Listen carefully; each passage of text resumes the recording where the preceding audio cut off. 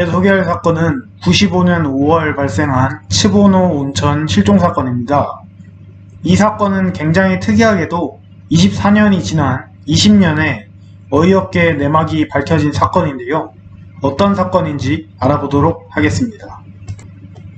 95년 5월 5일 저녁 9시 실종자 야시키 에미와 타쿠미 나루미는 느닷없이 가족들한테 우호주시에 담력 체험을 간다 말하고 자가용으로 우호주시에 위치한 신명 스팟 츠보노 온천에 가게 됩니다.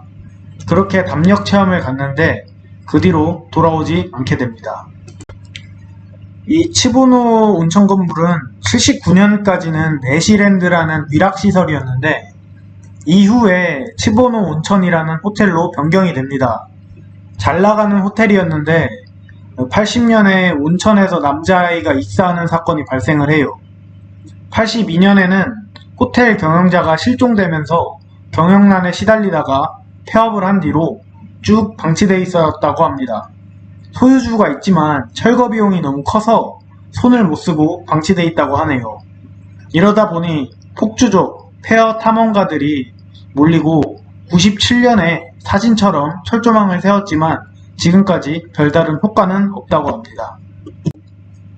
실종자들은 당일인 5월 5일 이전에 이미 한번 츠보노 온천에 미리 가봤다고 합니다. 5월 5일에 본격적으로 담력 체험을 하러 간 거죠. 이들은 95년 5월 5일에 히미시에서 스바루 비비오 95년식 모델을 타고 카이오 해양파크에 가서 친구들을 만난 뒤에 22시쯤 8번 국도를 타고 오후 2시에 도착해서 친구들에게 삐삐를 날립니다. 그 뒤 지금까지 실종이 돼버립니다. 당연히 가족들은 경찰에 신고를 했겠죠. 경찰은 헬기와 산악경비대를 동원해서 차가 떨어질 만한 지점이랑 실족사의 가능성도 두고 골짜기를 전부 수색해 봤지만 전혀 성과가 없었다고 합니다. 차가 발견되지 않았기 때문에 호수나 강, 바다에 추락했을 가능성이 있다고 봤지만 발견을 못했죠. 사건에 휘말렸을 수도 있기 때문에 친구관계나 주변 지인들을 조사해봤지만 아무런 단서가 나오지 않았다고 합니다. 그렇게 사건은 미궁에 빠지고 24년이 흐르는데요. 미궁에 빠진 이 사건이 밝혀진 계기는 참 어이가 없는데요. 14년 12월 다른 목격자의 증언을 토대로 경찰은 2020년 1월 목격자 3명을 특정하고 찾아냅니다. 이 목격자들은 사건 당일 심야에 카오 해양파크에 주차된 차 안에 여성 2명에게 말을 걸려고 다가갔는데 갑자기 차량이 급발진하면서 커브를 돌아 바다로 추락했다고 합니다. 지금까지 왜 알리지 않았냐고 경찰이 물어봤는데 이 사람들은 무서워서 숨기고 있었다고 합니다.